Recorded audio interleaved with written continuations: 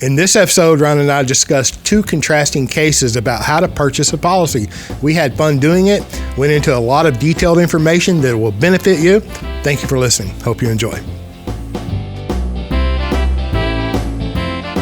Welcome to the Banking with Life podcast. I'm your host, James Neathery. And I'm your co-host, Ryan Griggs. And here we are on a beautiful, bright, sunny Saturday morning after Snowmageddon of a week or so ago. Finally, some livable weather.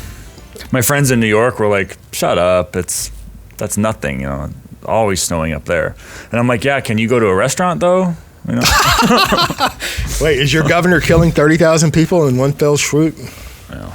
Or more? Or, yeah, listen, my New York clients, they were checking on us, thank you. And all over the country, they were checking on us. Y'all okay?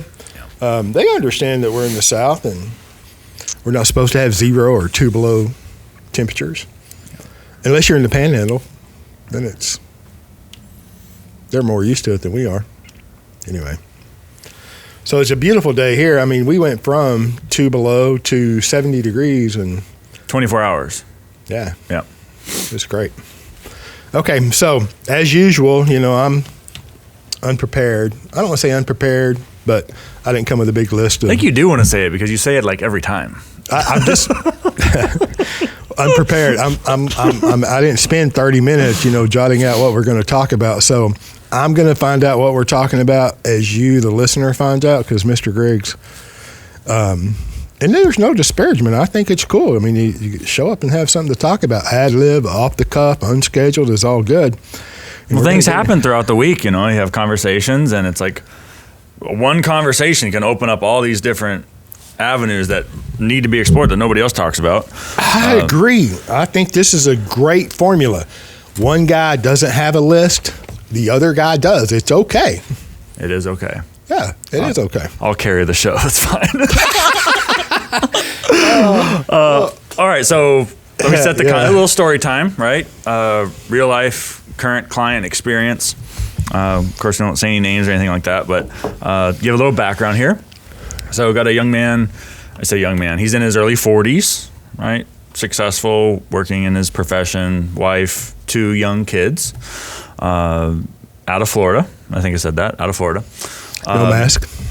Right. And so last year, so here we are, 2021. Last year, 2020, late last year, he gets his first IBC style contract, right? So like the fourth quarter of last year, 2020. So we're still in the first quarter of 2021. So super recent. Yeah. Very recent. Yeah. Less than 6 months ago. So he finds somebody who talks about IBC. Right. And a local person. And we're asked this a lot too. Do you do business in this state or that state? And the answer is yes. All 50 states, right? You don't have to have someone local. If you want someone local, fine. But, maybe compare the value of that to the value of other potential things. Listen, we can all get into the 21st century, with digital, social media and digital technology. Yeah. I mean, I have clients, you have clients that we've never met. And, and speaking of that, the clients that we have in the office or that we've had in the office, the clients that I've had in the office over the last year, these have been clients that I've had for a long time, and they are local. Mm-hmm. And my point is the amount of people that want to actually sit down face-to-face is diminished greatly. Yeah. So the idea that you have to have, it's not like the dentist where you've got to drive 30 minutes every time you see them or have a procedure done. Right. We're working on your mind, not your body. Yeah. I do everything over email, phone, and video call. And secured emails and things that are secure. I mean, look at the fund man where you have your money. I'm not talking about your brick and mortar bank. Your qualified retirement plan or your investment program. I mean, how often do you go and sit down with those people? And are they local? And I understand there are local investment advisors around the country, and most of them are worth driving right past. Anyway, okay, so he gets his first policy, substantial premium. He's doing well, and substantial premium. Then in January, had some extra cash, actually a lot of extra cash, but some extra cash around, and wanted to start policies on his kids. He started policies on his kids, and when those were put in force, he discovered that there was a type of term rider on those kids' policies. Minor children? No. I know, but that's what he thought at the time. And so there was miscommunication about the structure of those contracts. And between him and his advisor. Between him and the agent, yeah. Okay. And so that was off-putting. Meanwhile, in the background, since last quarter of 2020 until about the present, he's been doing other research. So he's been on YouTube, and then he eventually found us, right? Found the podcast. So then he goes to my website, fills out the little get in touch form, and we have a call where I'm learning all of this information. And turns out that the contract is from one of the big four, right? One of the big, to be unnamed, major companies, right?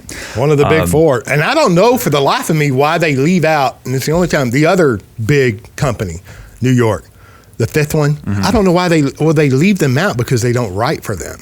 See, they're big New York type company, but they don't mention them in the big four. And it's like, why are you doing that? Why aren't you mentioning them? Okay. Anyway, so he sends over. So he's looking at a 6% dividend and 4% guaranteed on the one buys the death benefit, the base premium buys the death benefit, the PUA buys the cash kind of a deal. Well, no, not in this particular case. I mean, this particular case, so there's what we see a lot, especially on YouTube now, is the financial entertainers who talk about squeezing the base down to nothing, right? 10 or 20% of the overall total premium.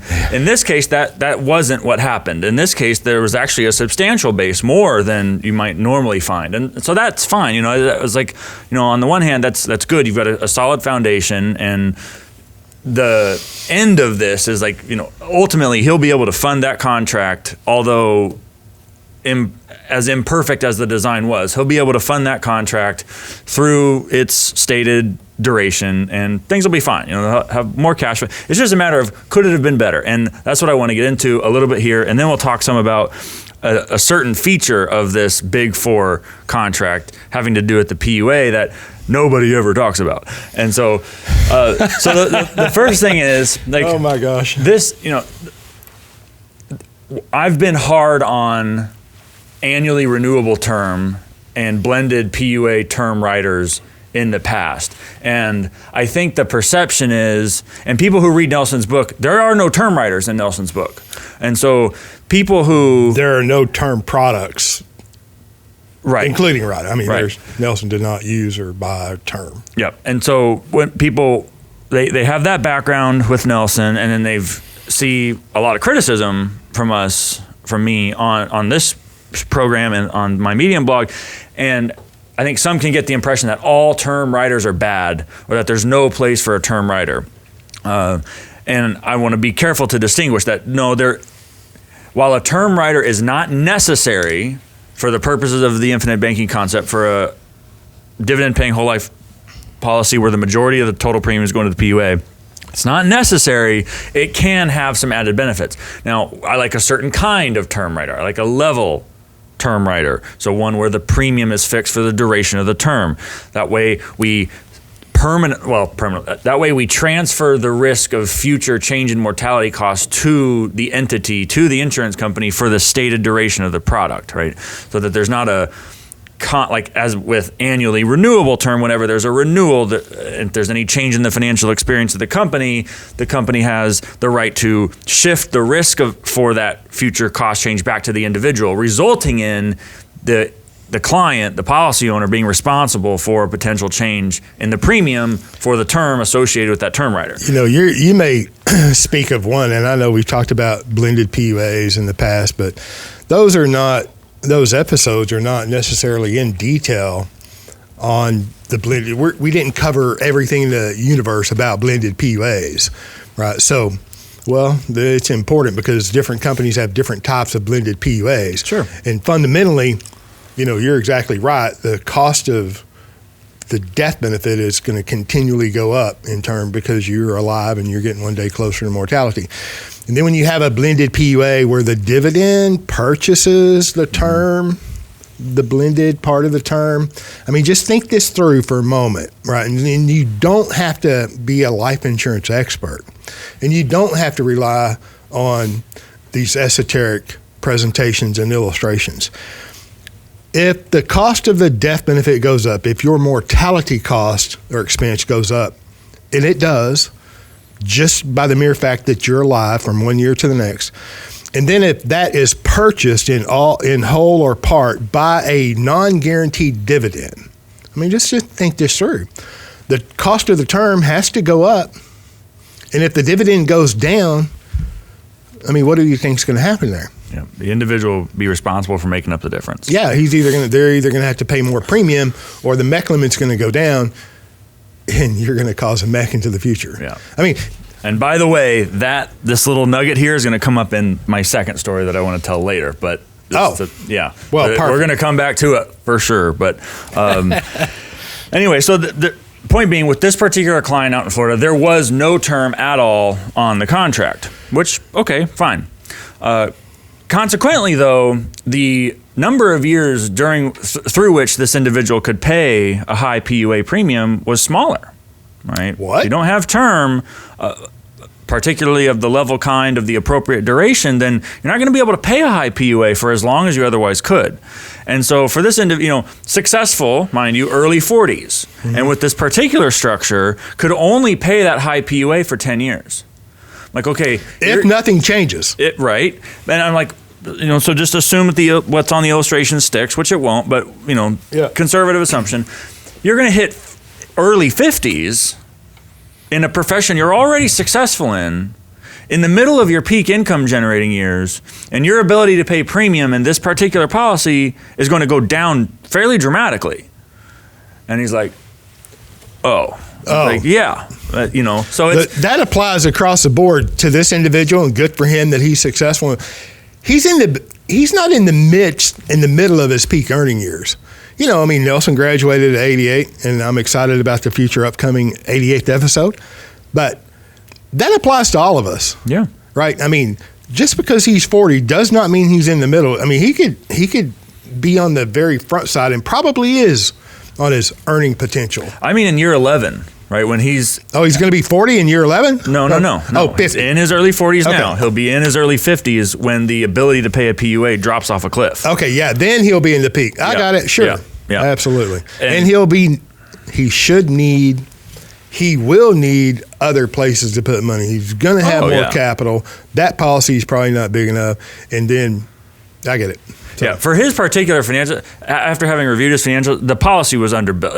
It wasn't big enough, which is fine. I don't know the circumstances, particular to that conversation when they put that product in force, but just from my background with how I normally address premium, it just was too small for his, and the facts have kind of borne that out, because now he's wanting to start another one, right? Which, good, it's the appropriate time for expansion.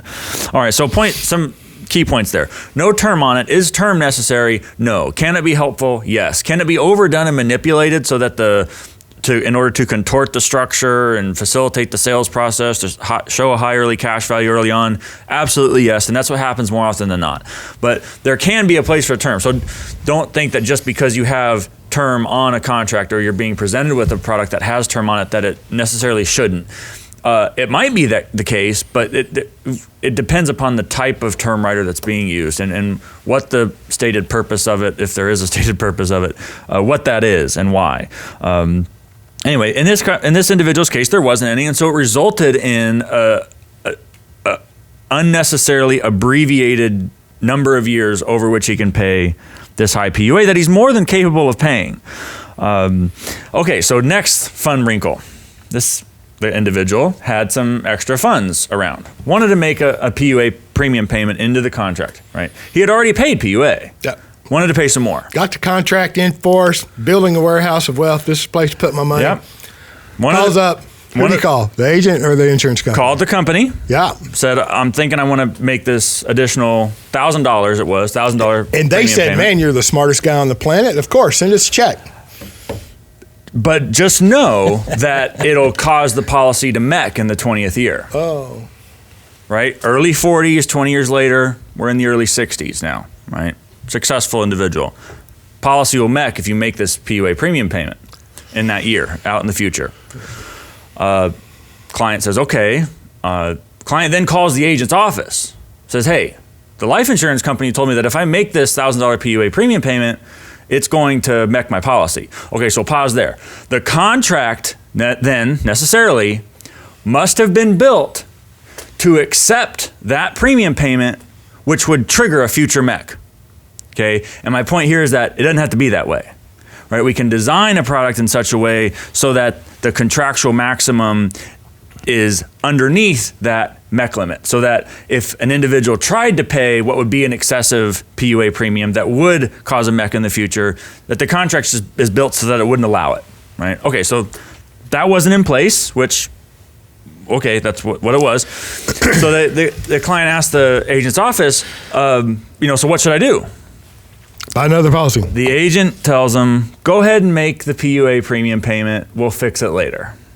We'll make an adjustment down the line. Yeah, which can be done. Sure, it can be done. Yeah. I wonder if the guy, I don't know how the agent is, but will he be here in 20 years?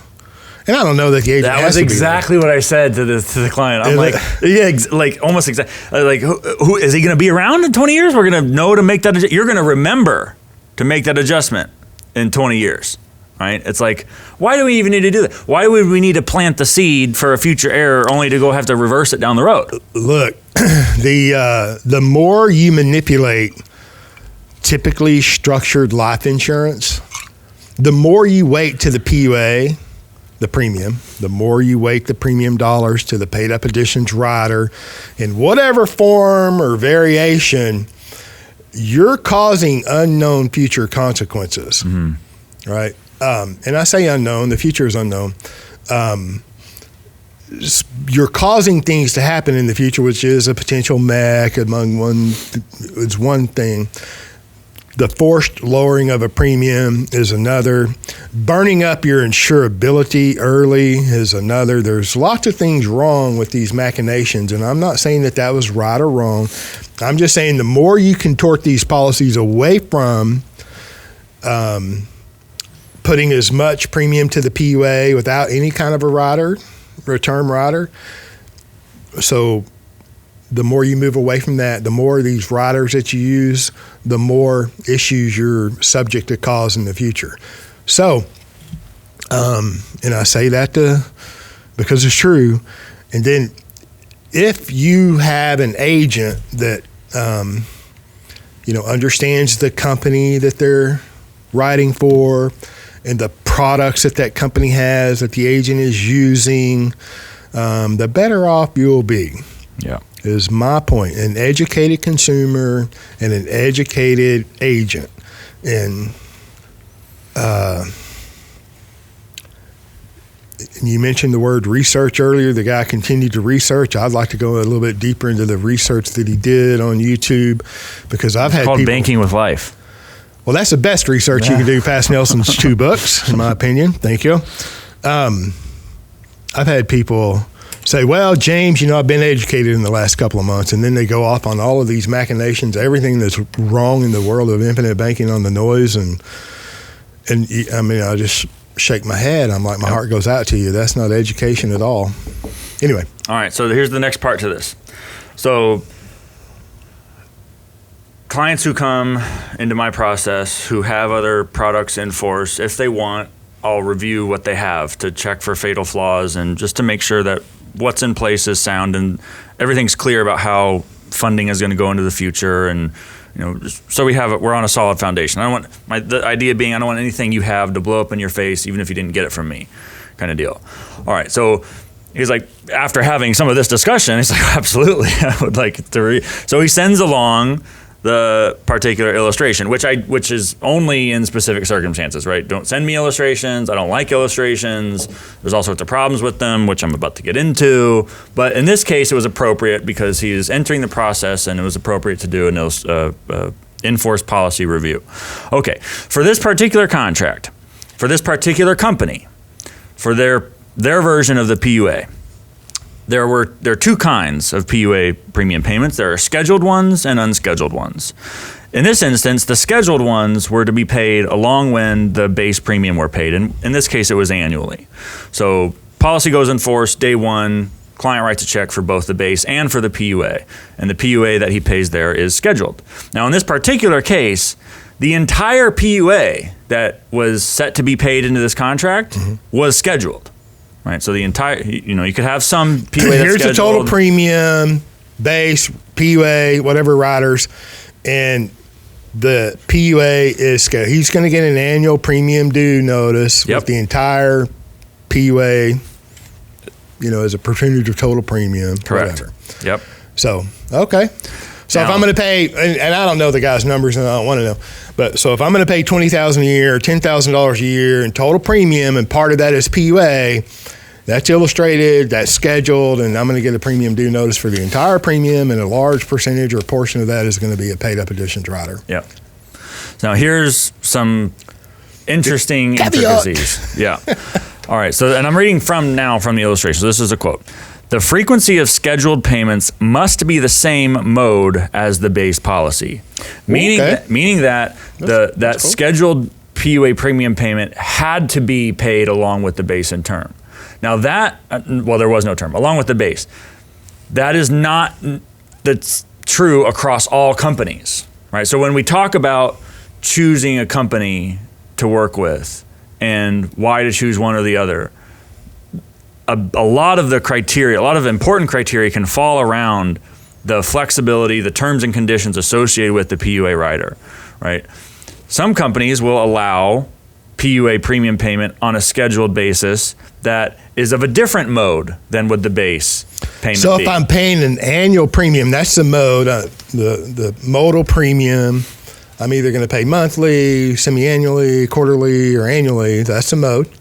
So what you're saying is I could have, in this case, an annual premium mode. Yeah. Right. Where you pay the base annually. And the PUA, maybe it's scheduled and maybe it's not. But if I pay an annual premium and there's base and PUA, what you're saying, there are other companies that I could even put unscheduled using that terminology. PUA premium payments can be made in addition to that throughout the year. No, I'm saying that you could have the premium mode for the base be one, say annual. Okay. And you can also set up a scheduled PUA premium payment that is of a different mode, say monthly, I got it. right? And well, what I said in fact is true too, and both of those things are true with companies. Yep. And it just adds to the flexibility and to the control of the owner, because the future is unknown, cash flows are uncertain. And so the more control and flexibility you have, the better off you are going to be. Yep. And I'm getting to this, to the unscheduled part, because what you said, you're right. What you said is correct. All right. For the unscheduled option for the PUA for this particular company, it says an unscheduled payment is a rider payment that is not anticipated to be a regular event and is subject to satisfactory evidence of insurability. What? Yeah. Oh, wait, is that bold in the illustration? It's just there. Oh, well, there are other companies out there that have disclosures like that are in bold in the illustration. And quite often, however it comes up, whether prospective clients send in illustrations or you have the unpleasant trained response. So the consumer is trained by the insurance industry to go to the local agent or advisor and then have them compete against each other, kind of like a Hunger Games thing.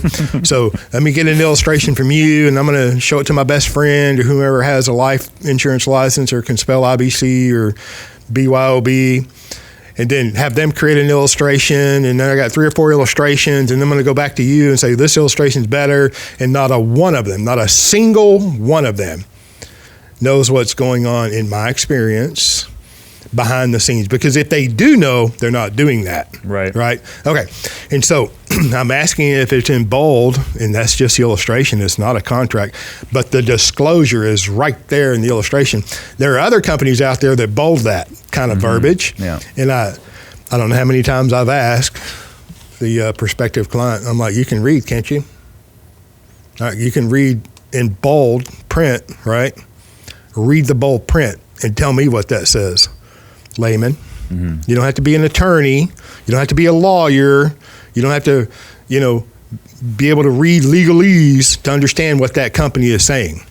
Well, and I think because it's quite clear. Yeah, well, the significance, just in case it's not, the significance is that the company's saying that in order to make unscheduled payments, which in this case, there's not a lot of space for unscheduled payments. But in order to make them, had he chosen to do so, evidence of insurability is required, which means you got to go through underwriting. Could be required. Which means the company reserves the right. Yep. Company reserves the right to require additional underwriting, which means you don't have the right to make that PUA premium payment. You have the right to request to make that PUA premium payment, and it's up to the company to determine. Ask them humbly, will you take my money, please? To determine from, according to their underwriting standards, whether to accept it or not. Right? And the point is, what's significant about that is that it doesn't have to be that way. There are other contracts from other companies where, if built properly, the individual does have the authority, the right to make an unscheduled PUA premium payment for, within the appropriate window. But Ryan, they're a Big Four company. Right. They've been around over 100 years. They have one of the highest dividends that they illustrate. They also have one of the higher PUA expense charges. Nobody talks about that either. Right. When you talk about the company that has a 14% PUA expense in the first year, what? Yeah. What? Okay, well, all of that is disclosed, and as soon as you, the consumer, sign that delivery document, when you take delivery of the contract, and it is a contract, and it's a Einbahnstrasse, it's a unilateral, one-way street, right? You have very limited, I don't want to say. It is what it is, It is what it is. You're not going to change that contract. There are very few things that you can change and maneuver in that contract. You can change ownership. You can change beneficiaries. You can maybe move premium due dates around here and there. So there are some rights that you have. But going back, and I've said it from day one, if you've been listening to me, it comes out of my mouth, you, the owner, need to know the difference between your contractual rights and your contractual obligations. And this speaks to exactly one of the things that I mean when I say that. This is not the only example, but that's a hell of one. It's a hell of an example, though. It is a hell of an example. And then, my encouragement, I've encouraged agents for the last umpteen years. It's like, you should know your company and you should know your product. Well, you're in the life insurance business. You're a life insurance agent, so you should know your product. I think so 2 things. That was one of the questions the client asked. Like, can we fix this? Like, can we go back and change a lot of this? And it was exactly what you said. It's like, nope. Once the structure's in place, it's in place. However, there is a happy ending here. Oh, yeah, yeah. That's not the end of the world, necessarily. The good news is that we're becoming aware of what we didn't know. Ooh. And then given that new examined territory, right, we now know the landscape. Like Nelson said, if you know what's going on, you'll know what to do. Now that we know what's going on in the contract, he has the ability, we'll have the proper degree of competence to navigate this, right? Yeah, but sure. And to your point about agents knowing their company, for whatever reason, I don't know the reason, but it doesn't seem to me that this level of depth of analysis of the structure of a contract and the rights and obligations embedded within it, it doesn't seem to me that that's even on the radar for a lot of does the company have a PUA rider? Is it a dividend paying whole life product? It's like, to me, is the company a mutual company? It's like, okay, all of that's important, but here we are at, that's very fundamental. We're 2 inches deep and, we're like surface level analysis here to really dive down and optimize. All we're trying to do is make it the best that it can be given what's available. Yeah. People don't get that deep. No, they don't. Typically in the industry, and I've said many times, I've dang near made it famous. If you don't understand the details, if you don't understand the concept, the details don't matter. And if you understand the concept, the details don't matter. But these are details that matter. Mm-hmm. I'm just saying, and I've had pushback that's like, well, you can get lost in the weeds if you're going into all this, and it's, spending too much time on the how, and then you lose the why, which I agree with all of that at a certain level. But if I'm going to put a substantial amount of my capital anywhere, I don't care where, real estate, a business, whatever it is, I want to know what that asset is, and I want to know how to manage it and control it and nurture it and take care of it and love it and make it grow. Right. You know, I don't want to be dependent upon an agent or a company. So I'll endure the pushback. Oh yeah. Well, I mean, I just don't care. Like I remember my audience, my clients care, right? Yeah. They're like, they want to know why this and not that. Yeah. And I care as much as our clients care. If you don't care, I don't care. Right. You know, so I'm going to get to one of them in a minute. Oh, well, hey. So, okay. There's one more layer to this. No, I'm going to add another layer. All right. For we talk some about the characteristics or the conditions, the terms associated with PUA writers for contracts at various companies. One of the categories to consider for a PUA writer is the degree of flexibility. How much can I vary the PUA premium from one year to the next should I want or need to? Okay, so in this particular illustration, there's a disclosure regarding the flexibility in the scheduled PUA premium. So how much can I vary that scheduled PUA premium from one year to the next? Okay, so now I'm quoting. Quote, the scheduled payment can be increased by up to 10% per year without evidence of insurability and subject to certain conditions. In particular, the insured must be less than the attained age of 65.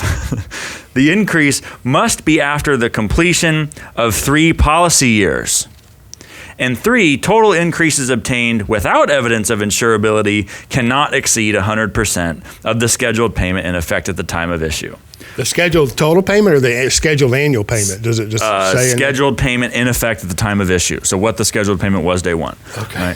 All right. So look, if all sorts of, layers upon layers of restrictions. Yeah, if I'm going to pay $100,000 a year and I'm just getting to a round number of PUA premium that's scheduled, right, and I have that, scheduled for 10 years or whatever, does that mean that I can only put $100,000 in because that was what was scheduled in the modal premium? Or does that mean I can put $1 million as a cap at $1 million? 100,000. Yeah, it's a fair question, right? For the first 3 years, no increases. Oh wait, and here we have a 40-year-old young individual who's productive, successful, and you've just set in place an entity that you own and control that is self-limiting by design. Mm-hmm. Perfect. Well, who gets paid on the next policy, right? Just buy one more. And there are solutions to that. I agree that it's not the end of the world. But if you know better, you should do better. Okay. Yeah. Keep going, Mr. Griggs. I'm intrigued. It makes me want to look at all the illustrations and read the details of the PUA. So I'm going to call a couple of agents and get some more illustrations. And another thing here, you can see the MEC limit is right on top of what the maximum allowable is, which led to the problem we discussed earlier. But let me say a couple of things here. All sorts of layers and layers of restrictions. What's scheduled, what's unscheduled. Which is all fine. If this was the only dividend-paying whole life insurance product you could buy, and it was the other contracts were more restrictive, okay, fine. At the end of the day, you can still get money in, but you lose a lot of flexibility, right? The lack of flexibility, the lack of control around PUA premium payment will limit how much you can do.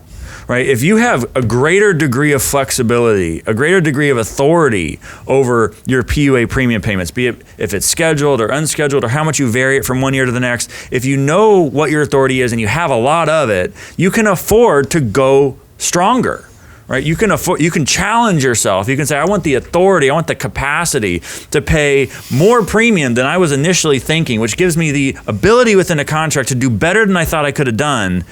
And it's okay, given that I have the authority, it's okay if I don't fully exercise all of it. But at least I'm buying myself the potential. I'm getting myself the possibility. But if you have something that's more restrictive and doesn't allow for that degree of flexibility, that binds you to what you apply for up front, okay, well, now your ability to go stronger, to give yourself that additional ceiling, that additional potential and possibility is relatively limited. And that is what it is, but it could just be better. It could be, from the perspective of the infinite banking concept, infinite banking concept, where we want as much of the infinite possibility available to us as possible. It could have been better.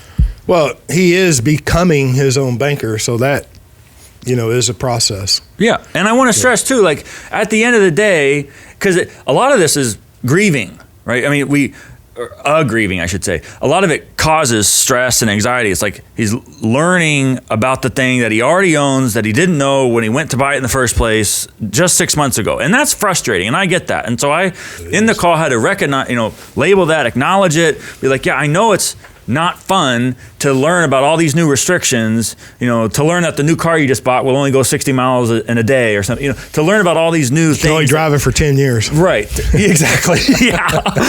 And then in the 11th year, it drops off a cliff. You're going to have to buy a new one. Park in the garage. You can maintain it. We laugh, but it's like, and that is disconcerting, but then at the end, there's the light at the end of the tunnel, right? You got to go down into the valley so we can get through the other side. And at the end of the day, it can be fixed in the sense of going back and rectifying and making it better than it was at the beginning. But what we can do is lay out a very clear path to manage it so that it works out, and it can be that this contract will be the best that it can be given the nature of its elements. Well, and it'll really, you talk about having the contractual right to pay as much premium as possible, and that does not mean buying policy after policy after policy. They should be structured as the best that they can be structured from the beginning, but that would be part of the man's foundation. And let me say this, because that particular company comes up quite regular because they illustrate so well. Yeah. Right, but they're all going through product pricing changes too. So okay. But that doesn't mean they can go back and change things that are already out there. And nor would you want that. And I don't even want to beat the company up, and I'm not going to beat the company up. Yeah. However, you did not mention replacing that policy. Correct. And let me say this. Oh yeah, correct. No, really, because look, we're trained as consumers by the financial world, including the life insurance industry. Mm-hmm. Go to the agent and get the cheapest price for the death benefit that you can possibly find. And then compete with not compete, but go to the local guy, your family member, whomever, and then go to 3 different people or 4 different people, professionals, and get illustrations from all of them. Make them compete against each other in this Hunger Games kind of attitude. But then, you continually as a consumer find out that these products, you didn't know they're not quite what you necessarily understood them to be in the beginning. So you feel like you've got a black eye from the insurance industry. It's almost like a Stockholm syndrome. I'm telling you. Now, the agents are also trained in the financial world. All right, you go out there, just put out as many illustrations as you can. Yeah. And if they quote unquote try to compete against you, you talk about they're the big 4, this company's smaller. Use your competitive analysis. Absolutely. Right. And for whatever, squeeze the base down to nothing so the illustrations are really good in the first or second year.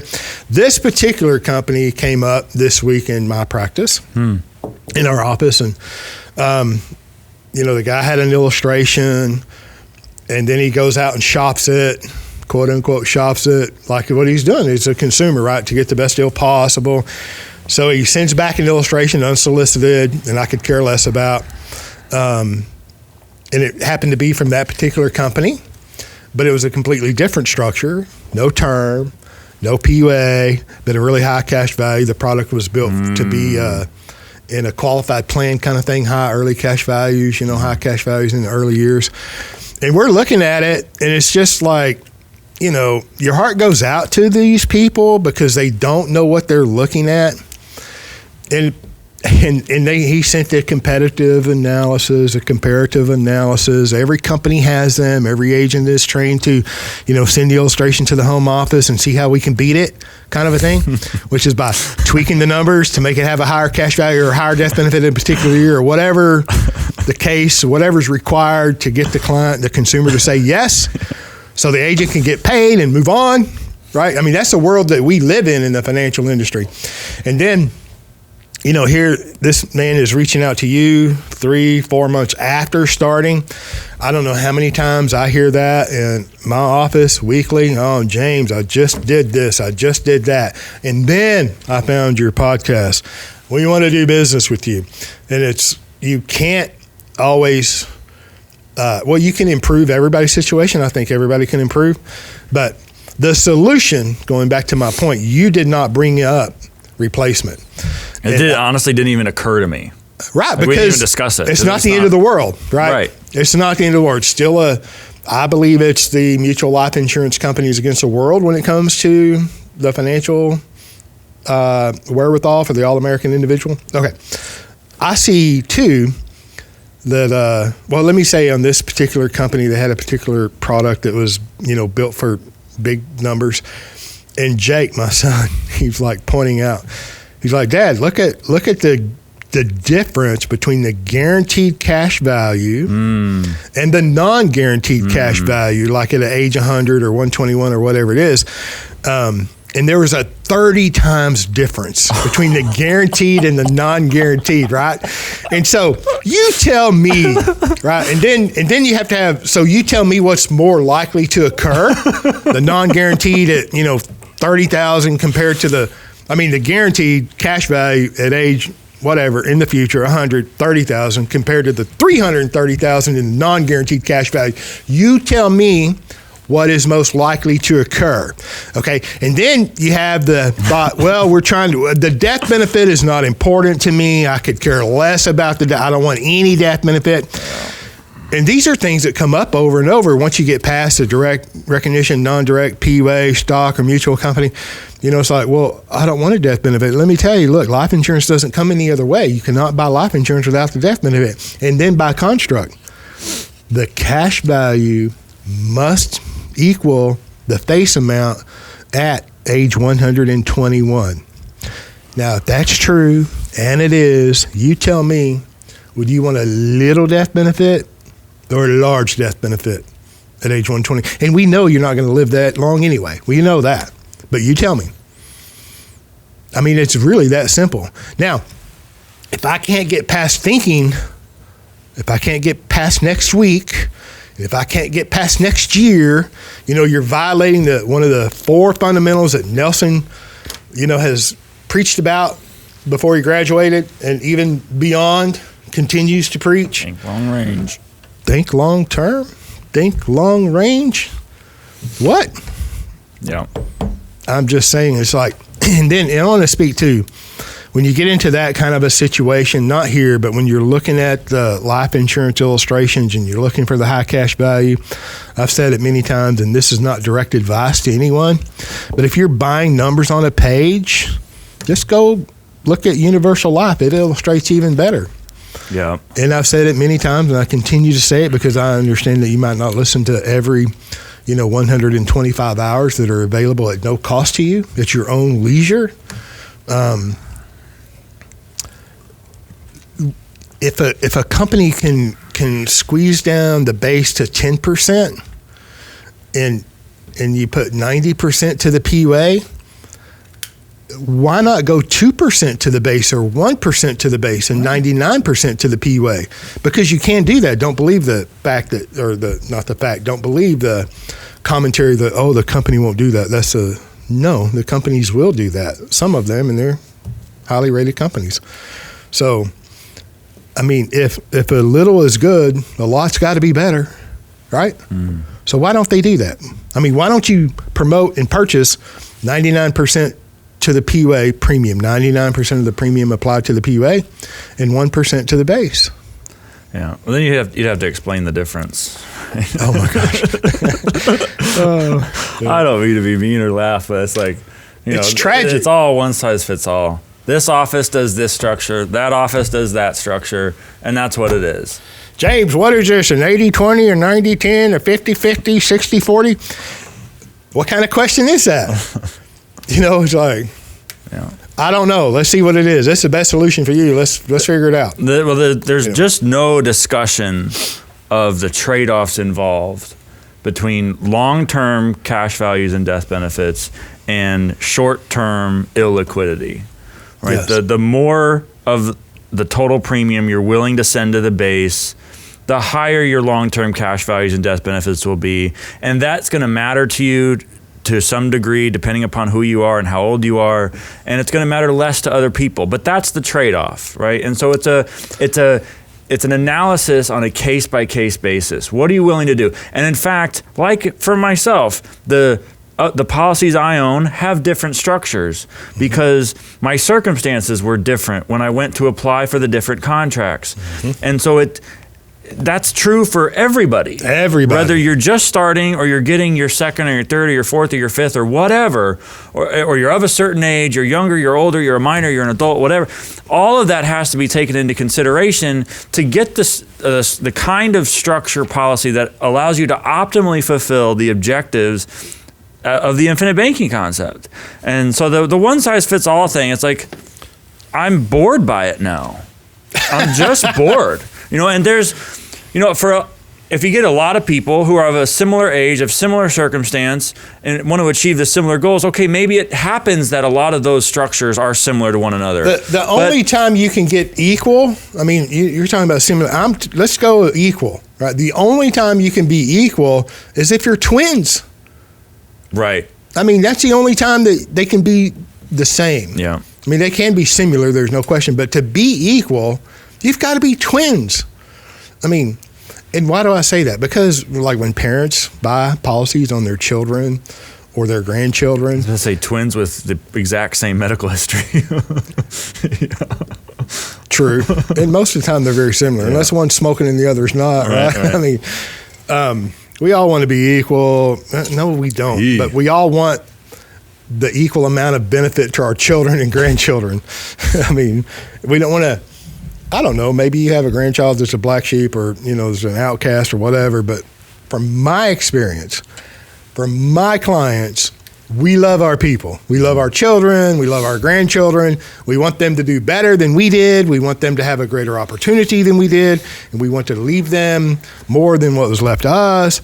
And we would like for them to be as equal as possible. And I'm just saying it's not possible unless you're twins.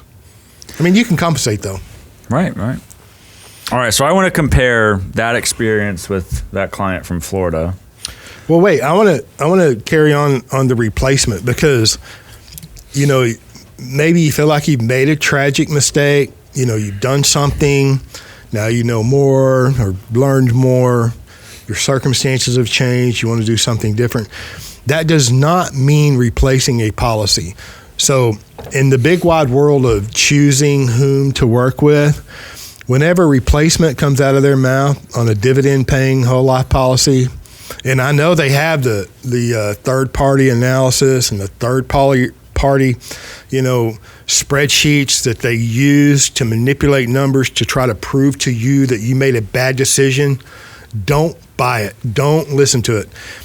Don't replace a policy right off the bat because some guy's showing you third-party software. Just let me say that replacement is generally not a good idea, and it's not good for the consumer. Yeah.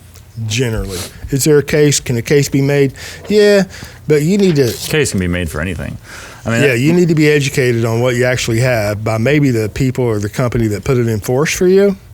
Yeah. All right, not the guy trying to sell you something new. And whole life is a robust product, and it can be more optimally designed or suboptimally designed. But at the end of the day, a suboptimal design does not imply a fatal flaw. And even like the one we've talked about here with all those restrictions, at the end of the day, it's manageable and the results will be better for this individual than they would have had he not got the contract. Can the next policy be better? Can there be more flexibility around the PUA? Can it accommodate more of the premium he wants to pay? Will he be able to pay a PUA for a longer term at his discretion? There's a lot of benefits that he'll get, but yes, it'll be better. Okay, well, that's improvement. So he improved from no dividend paying whole life policy in force, no cash value accumulation, to some in a okay contract, and now at the next one he's going to do even better. It's like, okay, that's a great trajectory. Hopefully we can keep up with the future policies and applications, right? So that it continues to improve. But yeah, replacement in the industry, I wasn't aware of this before I got in. Other people probably aren't, but replacement is like the danger is churning, where you're actively going out and telling other people to replace their products. You mean from one agent at one company, XYZ, been in business or contracted with them, writing business for, let's say, 5 years, whatever, just picking a time period, you know. Then he moves to another company, and so he goes back to all of those previous clients from the first company and says, hey, this is an investment grade now, or this is this, or this is that, and writes some new policies, replacing the old ones. That's churning, right? Or maybe he goes back and says, you know, now you've got all that capital accumulated. Now it's time to do something different. It's time to buy another policy. Why? Because you have that. We have this all the time. James, my current agent called me up out of the blue, and, you know, 2 or so years into it, I have a lot of cash value, and they call me up out of the blue and say, now it's time to buy another policy. Why? Well, because you have all that cash value. Really? And this particular individual knew right away. He's like, yeah, but maybe not on me, or he just knew it wasn't right for him, right? So he's already a client. This is an older policy that we didn't replace. You look at it and you say, no, this is what it is. This is what you can do. This is what you can't do. This is how it fits, and keep it, love it, and embrace it, you know? Right. If they're good. If they're not, then case-by-case basis. Well, just borrow against it. You don't have to replace it per se. We're not going to churn. But look, you have all that cash value. Just borrow against that and buy another policy, which is called financing in the industry and laddering. Yeah. So, needless acquisition of additional policies before the time is right. Well, when is the right time? Let's talk about that briefly before you want to move on to your next topic. When income goes up, expenses go down, or a combination of both, such that you got cash piling up in somebody else's bank and you need to expand yours. Or you realize you started too small. So I mean, that's in falls and it's under. just naturally, it's like, no, this is better than I thought, or as good as I thought. It's what I expected, and I need to start because I was thinking too small. Yeah. I mean, that's legitimate. Absolutely. I know those are fine. Those are legitimate circumstances. It occurs naturally. Right. It happens naturally. Right. Okay. I don't need to, quote unquote, sell you on it. You know, you just see it. Yeah. All right. So that's it. You know, he'll become a client. That's, you know, it worked out. The experience that could have been better in the past is not going to weigh him down. It'll be an overall improvement. Next, however, is an individual who also had a negative experience with the same company, by the way. Well, now wait a minute. Is it the company's fault? And I'm not trying to take up for him. Different agents. Okay. Different agents.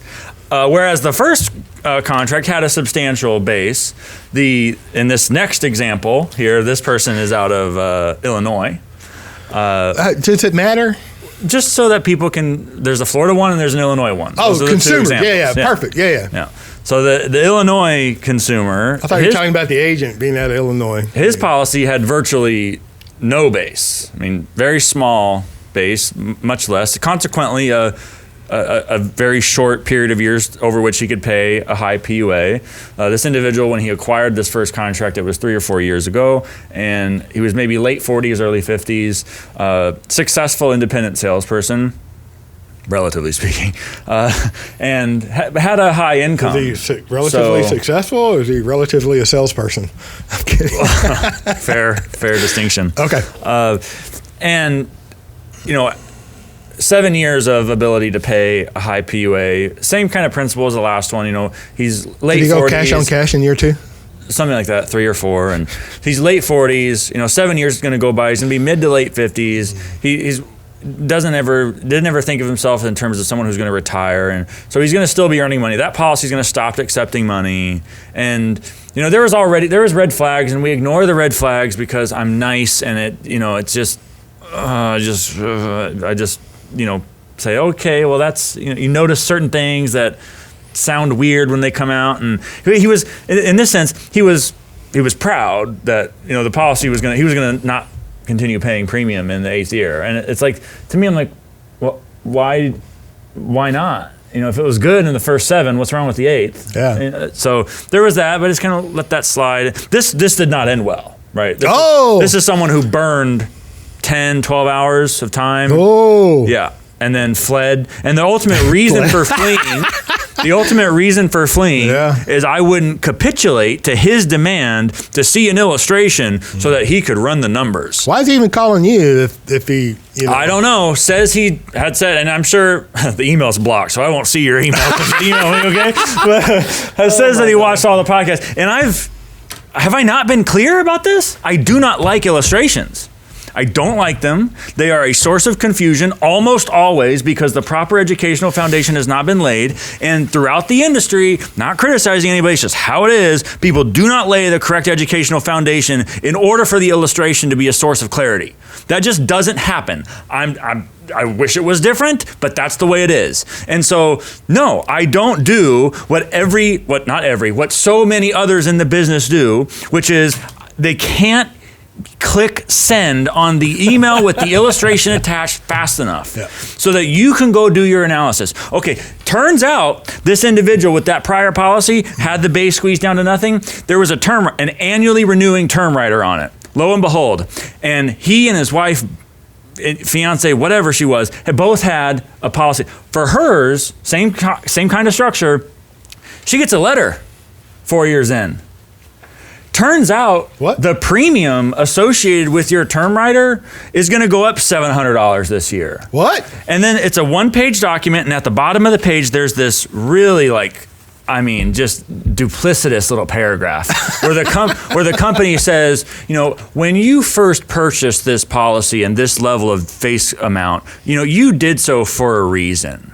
And so you probably want to keep that coverage in place. So you should strongly consider ponying up the money to make up for this difference in premium, but because the financial experience that we actually experienced was different than what we originally illustrated. Oh, the dividend went down? Is that what I'm hearing? And so, hey, surprise, surprise, you're now responsible for making up for that. So that's what I spoke to earlier. Then that would be a blended PUA with the dividend purchasing. Yep. That's exactly some or all of the dividend is purchasing. Mm-hmm. Some or all are paying the premium for the term rider. Yeah, but this individual who didn't catch that the last time he went and shopped an illustration around now wants one from me because he's going to go do his analysis after we do a in-depth. I mean, we look at illustrations at the end of my process at the right time. Once the foundation is laid, we'll go see everything we talked about on paper. Absolutely, and it'll be crystal clear. I take a highlighter and it's very, very specific. You don't highlight illustrations. Not that I send, but in a presentation to draw attention to specific places. You point out different points in time in the future. Correct, but there's no changes made. There's no material changes made to the illustration. I don't even send the illustration. Right? This is just drawing attention to specific elements so that we know what's on the illustration and what the structure of the contract is. What a concept. All right, so we do that, and we did that over longer than I would normally do. But again, did he sweet talk you? I was nice about it. Like, Ryan, we love you. It's just like we're going to do whatever you tell us to do. Just show us what to do. I have the good fortune of working with people who are successful, do well, and they're really competent, financially savvy, and a lot of those. So you're implying he wasn't one of them? Well, I'm getting somewhere. A lot of them just say, they say, this is what I'm doing, this is my numbers, and it's like, oh wow, good job. Then there's others who have to remind you multiple times what they do and how well they've done and all the things they've done, and you might call it peacocking, right? You got to flare the feathers. Look at I learned what peacocking was in an email exchange or a text exchange we had earlier in the week. About another topic. All these people bragging about what they do and how well they do it. I get it. Yeah. And so I don't have any clients like that. That's none. Yeah, and he didn't become a client.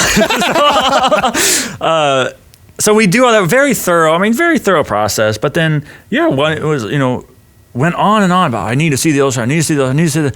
And we already seen the illustration. And in fact, all of the necessary information about where premium was going. All the appropriate documentation he had or would have had in his application had he ultimately done one and signed one and saved his copy. So you didn't capitulate. He wanted an illustration. You didn't capitulate. Yeah. And this was at somewhere after a long... 4:00 in the morning the next day after the illustration review. Which, but At the end of the process, just before the application. In your process, you've spent 10 or 12 hours, which I think, I like to think we make it look easy, right? But there's a lot of work that goes on behind here. And I'm not trying to pour mouth and say we're underpaid. And I'm not saying that. I'm just saying that, anybody can pick any agent in every home office, right? Because I don't know how many agents can build their own illustrations. I don't know, unless it's very easy. Here I'm going to do a 90-10, 90% to the PUA, blended PUA, 10% to the base. And if you do that, I'm just telling you should go 1% to the base, 99% to the PUA. Or maybe I'm doing a 50-50 or whatever it is, right? And it's all cookie cutting, and everybody gets the same structure. Then there's no need to spend any amount of time. There's no need to have a process. Then they just email illustrations out. So everybody the purchaser, like this individual you're speaking of, can do his analysis or his research. And I find quite often, and the more we talk about these things, the more I see corrective measures being made out in the big wide world.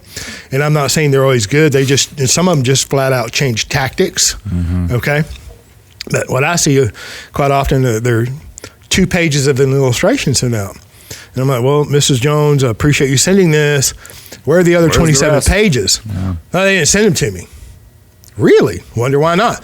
Because earlier, those bold printed disclosures or those disclosures that are in the illustration don't have to be talked about. They don't have to be discussed. Yeah. Here, we're just buying numbers on a page. Yeah, just look here. Don't look everywhere else. Just and don't ask these complicated questions of flexibility or structure. And I had a client, I don't want to sidetrack you. I had a client, I think it was earlier this week or last week, way back in his early discovery. He got some illustrations from one of those type of operators. And he told the guy after listening to the Banking with Life podcast, he's like, this is too much cash value in the first year.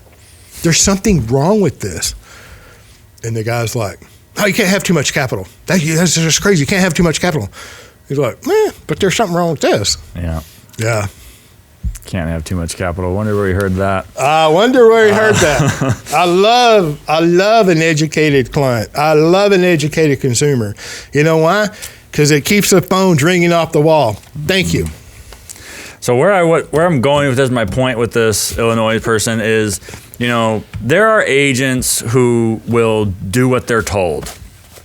There are agents who, if someone who has made mistakes with policies in the past, who is eager to make them again, if they want to go and get an illustration so that they can plug it into their Excel sheet and satisfy their curiosity without regard to a lot of the things that we talked about with the Florida example, there are people out there who will do that. And, sure. It's kind of like you're going to get bypass surgery and you're going to teach the heart surgeon how to do his job.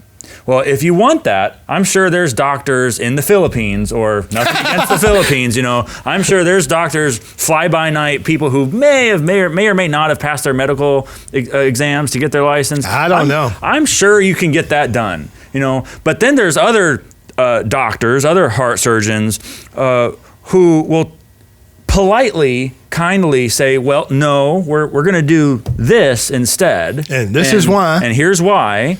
And that's, if we want to continue with the procedure, then that's what we're going to do. We're not going to do this, and here's why.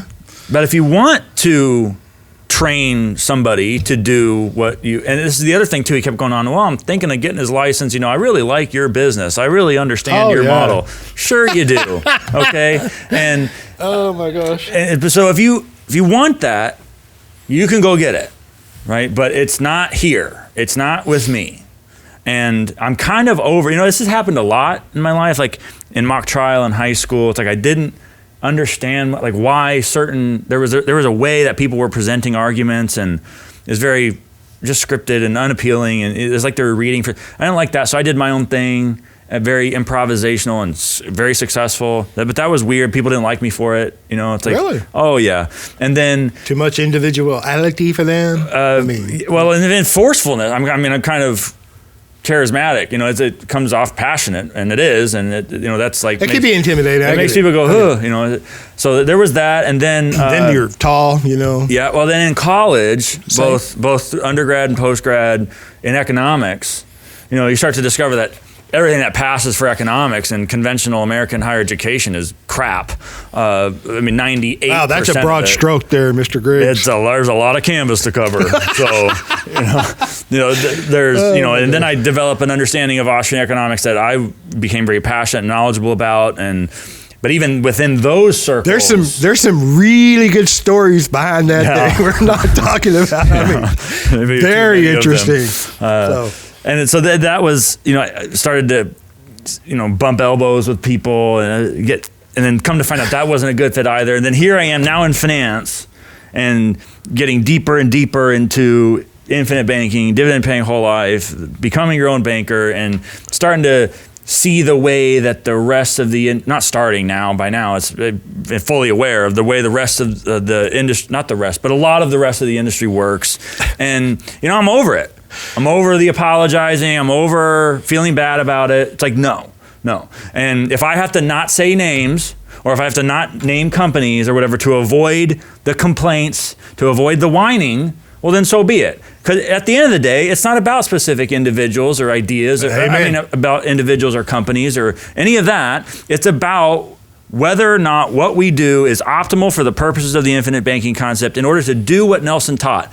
That's it. For you, the individual. Yeah. And if that irritates people, then, I guess I'm irritating the right folks. Well, it'll be the first time in your lifetime that you started irritating people, right? Is that what I'm hearing? you think I'd get the picture here? Had some practice. You get over my tolerance and my and I really think I'm a patient guy. Right? And it depends on who you talk to. I get it. And I'm one of the nicest guys I know. I tell my wife that often, and she repeats it often. They have to work it into the memory. My tolerance level gets low, and my patience gets low whenever the same things keep reoccurring over and over. Yeah. When there is so much information out there that's available at no charge, specifically on this channel, Banking. I cannot speak, and I do not speak for any other organizations. I don't speak for any life insurance companies I'm affiliated with. I support, and I'm a member of many organizations. I do not speak for any of them. I speak for myself, James Neathery, okay? Just a disclosure. It gets trying when you discover from an agent's perspective how the insurance industry operates, how the financial world operates, how they have trained the consumer to think and to purchase. And I'm not saying it's all bad. I am just saying that the way they train consumers to shop, the way they train agents to promote and sell their products, it gets old. It gets trying. It causes the patience to go down. And since we're talking about things of the experiences of the week, mm-hmm. and you mentioned like 8 or 9 or 11 hours, a lot of time you invest with your prospective clients. And it's the time, but it's also like the energy, because I go, how you see me here. I mean, that's how I am on the phone. I mean, it's, sure. And that's exhausting. I like it. It's great, but it's exhausting. I'm more robust when I speak to my clients one-on-one. I'm more passionate. Yeah, it turns up even further. Listen, my point is we do the same. There's a lot of time, effort, and energy that's put into a client in the prospective relationship or the prospective client, that relationship that you're building. And when there's so much information out in the big wide world at no cost that you can access on your own time, the books that you can read, Becoming Your Own Banker, Building Your Warehouse of Wealth, his future book, my future book. Not to throw a carrot out there, that's to be encouraging. The video, there's over 100 hours of video on this channel alone. You can educate yourself. Whenever you spend 8, 9, 10, or 11 hours, helping, and engaging, educating, clarifying, encouraging a prospective client. And then they're stuck on, send me an illustration. Like the illustration is going to show something that you should make a decision on. It is not. We've said it as soon as the print is pushed, the print button is pushed on the illustration, it's wrong. It's a future projection based on current financial experience of the company and the current illustrated premium, all of which is subject to change. And then if your ability to pay a premium is subject to change, exactly what Mr. Griggs has spoke to earlier, the flexibility of a PUA matters. And yep, you can argue that you get lost in the weeds all you want. I've heard people say, well, you go online and, there's just a slight difference in opinion on products. There's a couple of degrees different in what you say or what they say or what they say. Oh, it's pretty much the same. I've heard that so much. It's like you guys all kind of do the same thing. Yeah, you're the same thing. Yeah. It's like saying, oh, the physician, you're all the same. No, it's like, oh, the attorneys are all the same. CPAs are all the same. Okay. I had the pleasure of speaking with an individual going through an illustration review. Mm-hmm. And right off the bat, I'm not a technological giant. You go to meetings and Zoom all the time. And about the time I get comfortable and learn how to use them, they change. Yep. Right. But I have illustration ninjas, but I also have IT ninjas. But the bottom line is here, I'm logging into this thing, husband and a wife on there. And he says, oh, James, you're a great salesman. And I'm just like, well, I appreciate that. I think I'm a great father, a great husband, a great son, a great uncle, and a great friend, and a great mentor, and and it didn't really set with me, I just heard it, and then we're going through this, and I'm asking them questions. I'm like, does that make sense here? Do you see that? And it's like dead silence, like it was a manipulative type question that I'm asking them, and it's dead silence. And then it got my attention. I'm like, oh, well, just answer the question. It's like, oh, I get your point. Do you? Then it winds up, and I'm already way off into it. After a couple of things, comments like that, I'm looking at my clock, my watch, I'm over it, I got to go. And they say, well, tell me what's wrong with 90-10.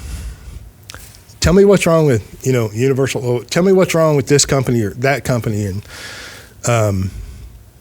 And then there are a couple of other things, and I'm just like, oh my gosh, and then we want to, hey, can you send me the illustrations? It's like, nope, absolutely not.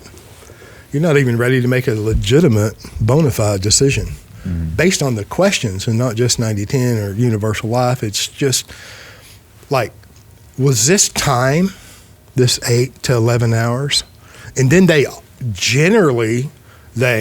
most people say, that, I've done my research, or I've watched, or I've listened to this, and this. I just need some clarity. Can you help bring clarity to this or that? Because I'm all in. I'm ready to go. Yeah. And I think that that's legitimate and it's true. But then the noise is relentless. Mm-hmm. It's relentless, and you can't get it off of you. Yeah. So. And that is the other side. There's lots of people who go about it the wrong way, but there are a significant amount of people who go about it the correct way. The majority. And it's, you don't have to have it all worked out. No one expects you to be a master of life insurance, right? It's, excited about what Nelson talked about, excited about what's in his book, excited about what you've seen online with this podcast, have a few questions that maybe don't make sense or you need to hear in certain terms for it to integrate with what you understand already.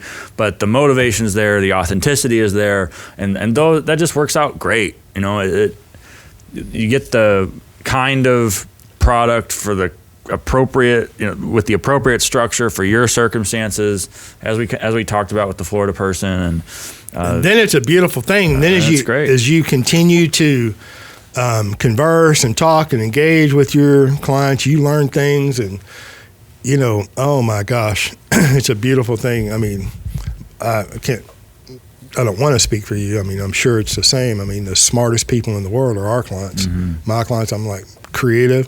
Thought I was smart and I thought I was creative. It's like, oh my gosh, what a pleasure. Yeah. To work with. And it's like-minded people, free contract with free people, what? No one spends enough time on that. Right. Free contract with free people that are like-minded. Who else do you want to do business with? Common interests, common financial values. All right, what else? I mean, you got 3 Those pages are my worth of notes. We didn't go through all of them, did we? I think let me check my phone here. 3 pages on paper, 3 pages on the phone. Yeah. It's okay. The hour-long drive down here affords me some time to think about this stuff for a little We bit. appreciate your efforts for getting up early and showing up after staying out late last night. So there's a website redesign. I didn't say it late last night. There's a website redesign coming for me. So GriggsCapitalStrategies.com. That's going to look different going forward, but still the same Let's URL. just merch it up, man. Just, And yeah, that's not my spot in the division of labor. So, but there's going to be video. You're going to hire this web redesign done. Yep, that's the process has started. It takes some time, but there will be. We've talked about it before, but there will be this year before my birthday coming up this summer that there place for. When's your birthday? Where do they send gifts? For clients to log in and to see videos that I'll just do that'll be more shorter than what we do here, but more systematic and direct and we're gonna experiment with a lot of stuff. Like I've got one of those digital whiteboard things and incorporate some drawing or whatever. And so that's coming. That's going to be available. There's going to be a whole client services center where it makes it one-stop shop to like request calls and service and any sort of changes that you want to make. It's all going to be there. So that's all coming this year. I'm pretty excited. Perfect. If you're my client, we already have a client-only access. It's gone live. I've talked about it. But we're still in the beta test. So if you want to be in that beta test, shoot us an email, adding to it. I think you can't get that done fast enough. Yeah. People talk about all kinds of things in the big wide world, but to have a source that you can go to on your own time, on whenever it is you want to learn and how you like to learn. I mean, you can't get that done quick enough. Yeah, the Florida guy mentioned too. He's like, once I found your guys' podcast, like you guys put way more educational material out there than anybody else, and that's true. So the goal is to really pour it on. I mean, my own professional objective is to set the standard. Like this should be leading class. I think we're already well on that path. But no, I agree. There's things that we don't talk about publicly on purpose that we can talk about in the client-only access. Right. Yeah. Which complimentary for. I mean, it's not like I'm going around trying to charge anybody for anything, but not that there's anything wrong with that. But it'll be complimentary for people. Not just sign up, click here, sign up. No, it's like after we talk and we're on the same page, then there's going to be access granted, and certainly all current clients get access. And so BitChute, Rumble. And I don't know the other platforms that are out there. Rumble? What the hell is that? Well, it's like similar to YouTube, but they don't deplatform you for speaking the truth. That's all I know. Good. I don't know if the algorithms are intelligent enough to understand what we talk about. So I think we might be at the back of the deplatforming line, but I do agree it's good to. Well, yeah, I don't think they would deplatform, us per se, but some of the guests that I've had on, they'll deplatform them in a heartbeat. No question. But maybe not. Maybe the cancel culture is going to change. Everybody's going to wake up tomorrow and see that true diversity really is embraceable and good, and that the truth is worth listening to, or the opposing view is worth listening to. I will hold my breath for that. I'm just being positive. All right, what else? Is that it? I'm done. Man, I had fun. I hope you did too. Hope that was helpful. Got something from that little comparison, that little case study. Yeah, I think it was very helpful. You should probably listen to this more than once. All right, thanks for listening. Have a good day.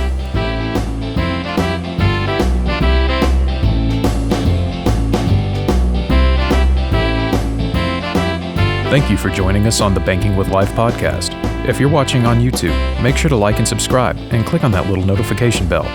Otherwise, join us on Apple Podcasts and Stitcher for weekly content.